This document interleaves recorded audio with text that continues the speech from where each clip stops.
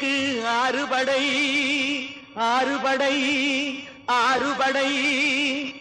இன்று எங்கும் மருதமலை கோயில் ஒரு 7 படை 7 படை 7 படை.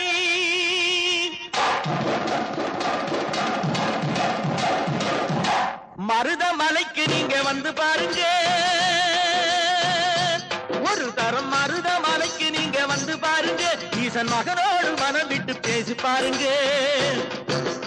மருதமலைக்கு நீங்க வந்து பாருங்க, ஈசன் மகனோடு மனம் விட்டு பேசி பாருங்க. தீராத வினைகள் எல்லாம் தீர்ந்து போகுங்க.